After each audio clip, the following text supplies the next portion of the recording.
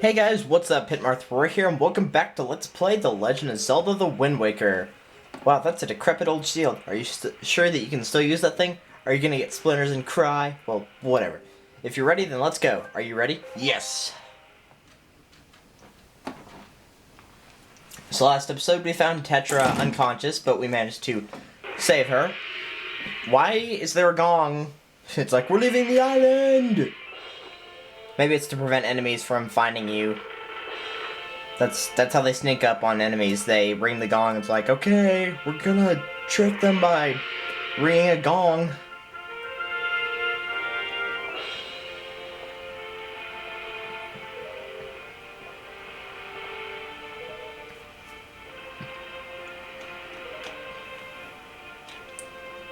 So yeah, in this episode we're gonna get started on the Forsaken Fortress. I actually know somebody that cried right here.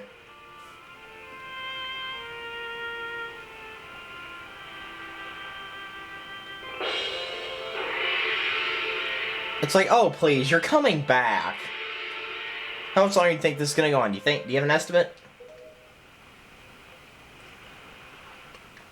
Are you sure you should just quit right now? Seriously, think about it. Think about what? I can tell you're just gonna get more sentimental from here on out. I will not. There's still time, you know. Are you sure we shouldn't just turn around and take you back to your island? Yes, I'm sure. There's a heart piece in that fortress, and I want it. Once again, is the gong necessary? Jeez. Alright, so if you talk to Tetra, she's gonna be like, I don't want you around here. Go find something else to do. So that dude that we saw, Niko, we're gonna go talk to him. And no, it's not the same Niko as the one in Fire Emblem. This one is with a K instead of a C. Ahoy there, Swabby. As of today, I'm your superior, Niko. Now I promise I'll go easy on you, so do as I say. First off, you have to take this test. All the parts have to take. It's a bit of a doozy, so get ready. Blah, blah, blah, blah, blah. So, we have a game that we have to do right here. I'm just gonna skip through all his stuff. So what you need to do is just walk up to the switch and jump on it. Which, just by walking forward, you think we could have figured that out by ourselves. And the platforms go up. And so you have to run and jump onto the platforms, so it's a platforming.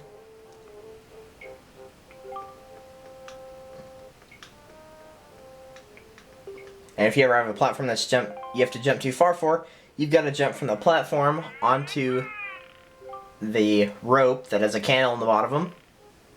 And then you can just swing by going back and forth. And once you're close enough, use A, and you can let go. And then you just keep doing that till you get to the end.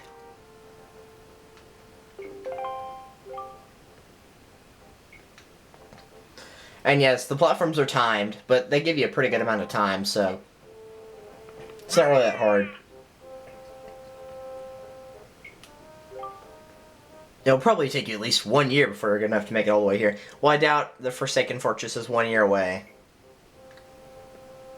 He's probably just saying that because it took him a year. So what you need to do first off is jump on this switch, and that will lower the platforms because he wasted all that time talking to you, so the timer is going to be not very... It's not going to be on your side as much as if you just turn the platforms off and back on. And then we have platforming. What fun. Which I am not good at this game. I don't want to listen to you, boy. Of course, the main problem I have with this is I typically actually overshoot the platforms. And so I'm like, oh, I need to let go earlier. Because see, I almost overshot the platform right there. So I'm always afraid I'm going to overshoot it, so I always let go too late. And then whenever I let go too late, obviously I don't make the jump. But see, right there I just did it with no problem. What? You did it already? I'm proud to have you as my underling.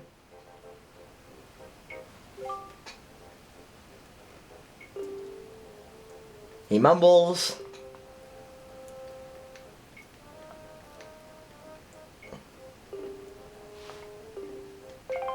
He says it's from him, but he's like, hurry, take it before someone comes. Shiny! What do we got? What do we got? What do we got? You got the thing! You got the spoils bag. You can keep the items you get from enemies in this handy pouch. It can hold up to 8 types of items. Press Y0X on the item screen to see what's inside.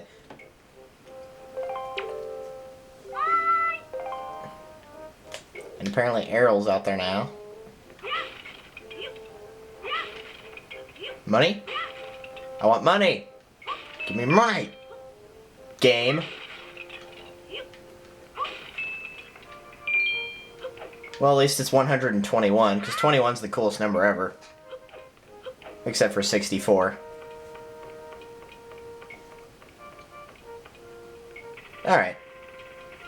Let's get out of here. That guy is blocking Tetra's room. He won't let you go in there, obviously.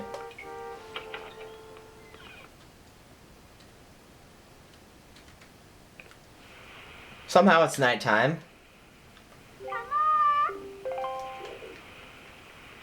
And she tells you to go up here. To the crow's nest, if I know my pirate terms correctly, which I probably don't.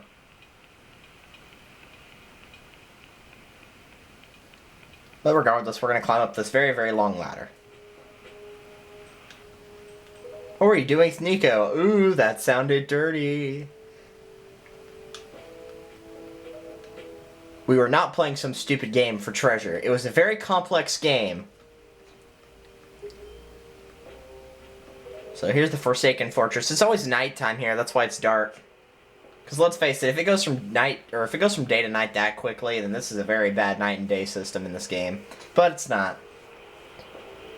So there's that bird again. He's way up there, over there.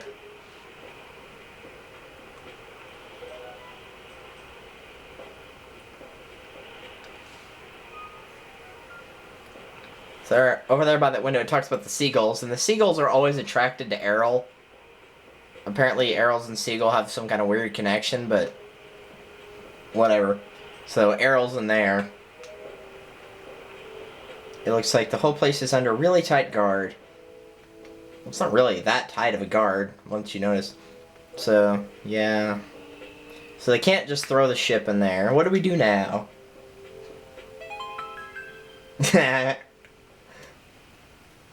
What are they gonna do? Link's like, I don't approve of this. Yeah, they're gonna catapult him to the island. Oh, Tetra. I love Tetra. She's so funny.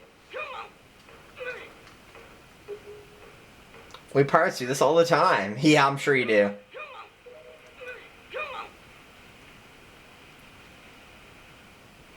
We're pros. 3, 2. I love Link's face on 2. 1.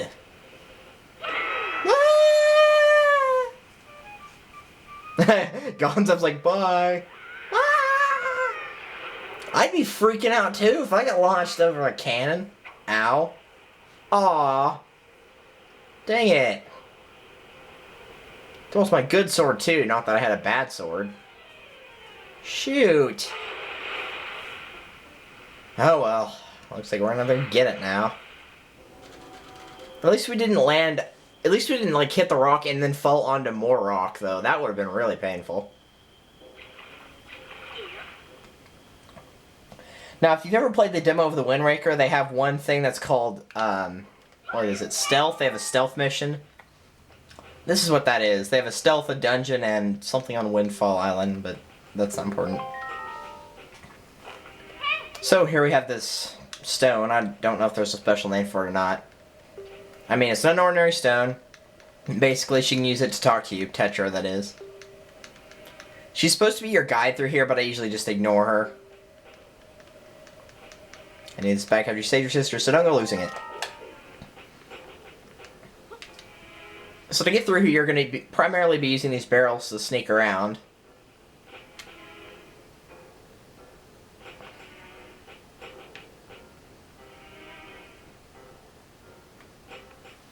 So what I'm going to do is try to get those red rupees, and then I'm actually going to get caught on purpose, yes.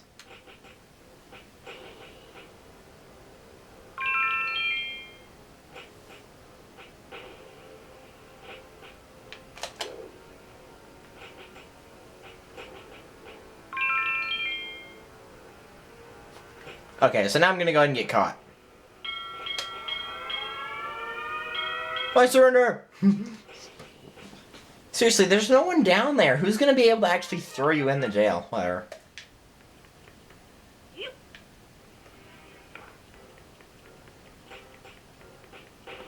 If we wait around, Tetra's probably gonna talk to us, because she tries to do that, apparently.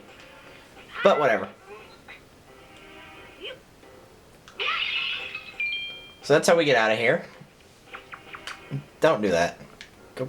Yes, there we go.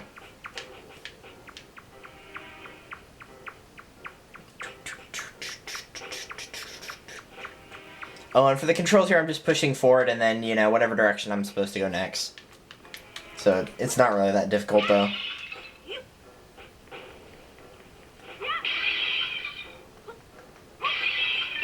₹5, 1 rupee.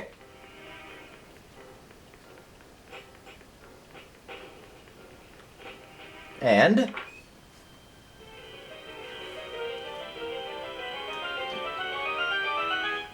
da da da da! You got the dungeon map! So yes, the map is half the thing you have. The other half's the compass, but we don't have the compass yet. We'll find that later.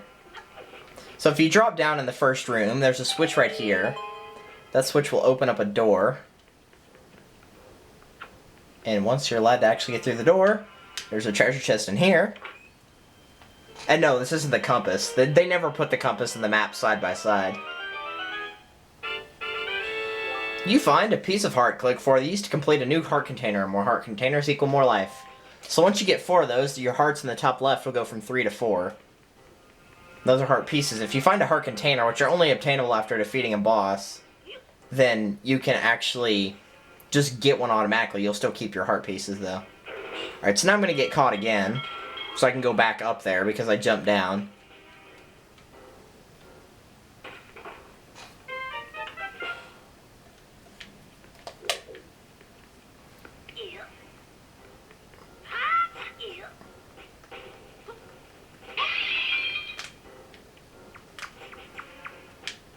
And then we're just going to crawl back out.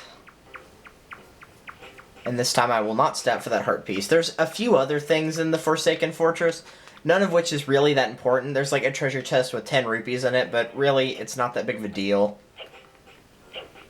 You know, I'm sure you guys could find 10 rupees somewhere else. And apparently I can't make jumps anymore, so we're going to get caught a third time. Oh yeah, I didn't go over these enemies right here. These are moblins or moblins. I'm not sure how you pronounce that. It's probably moblins, but yeah, they're basically pigs. Quite literally pigs. The sad thing is they're actually probably one of the stronger enemies in the game, which is actually really sad. Because they're really stupid also, but you know, most evil villains are pretty stupid. So I guess that fits. But since I'm just kind of like traveling over through these rooms, I might as well actually talk about something different besides actual gameplay now that we're not in the tutorial part anymore. And like I said, if you played the demo, you probably already know where you're supposed to go and all that good stuff. The demo was included in the Zelda Collector's Edition that had Ocarina of Time, Majora's Mask, Zelda 1 and 2 in it. It also had Wind Waker demos as well. Well, actually, I'm not going to be able to talk about something else just yet. Really quickly, each time you get through a door at the top, you're going to have areas like this. And this is an opportunity to turn off one of the spotlights, which is very helpful. I think you're required to turn off at least one. So we will be taking out as many spotlights as we can on the way there, which I think I only got 2 the first time I played this, but I think you only need this one right here. And it even talks about how you're supposed to take out the spotlights. The spotlights are basically just run by one enemy, and since you don't have a sword, you can resort to using this. It's a pot full of sticks. Now the cool thing is, you can actually use the pot and attack him. Of course I missed.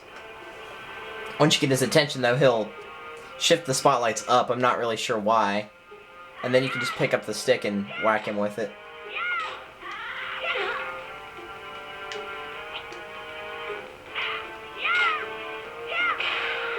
Once you hit him enough times, he's dead.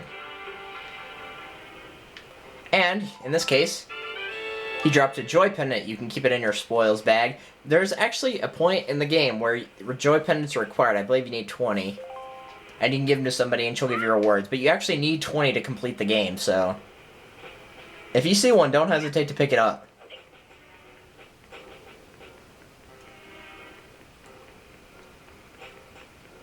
Alright, so there's one of the spotlights. So now we're just going to continue on.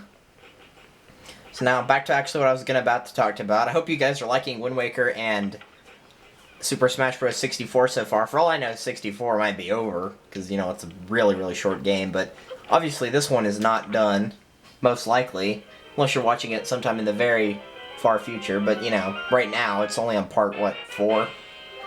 But here's the compass, where you can see where things are hidden in the dungeon. And that includes the treasure chests and all that good stuff. If you fall down right here, by the way, you can also just climb up right here. So not that big a deal if you fall on this one. Oh, I didn't realize it was... I thought that thing was going all the way across. Apparently I was wrong. Yeah, there's some very annoying enemies in there that just continually respawn. These guys right here. Hey! Fine, I'll lead you over here. And around. And I go up the ladder. Good boys, good boys. Suckers.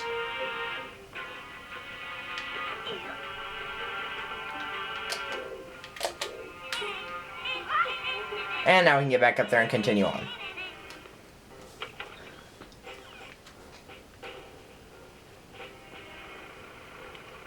But yeah, it's been a while since I've done a Zelda game. The only other ones I've done besides this is Ocarina and Majora's Mask. And Majora's Mask is my first project ever. Fortunately, that one will be redone, because that was a lot of fun to do. I'm actually replaying Majora's Mask right now as a 3-heart run. And it's very, very hard. I'm on Dungeon 3, which is that water dungeon with Gygorg. If any of you remember that.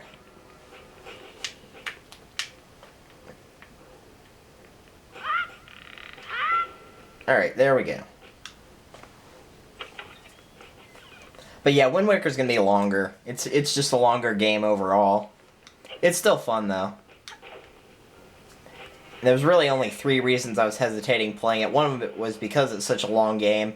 Second was, and this is still true, I don't really know it that well. By the way, if you push R, you can grab onto that box and you push it down there and you can create a shortcut in case you get caught. Then you can just go down there and get up all the way to here, so you have a little bit of a shortcut right there.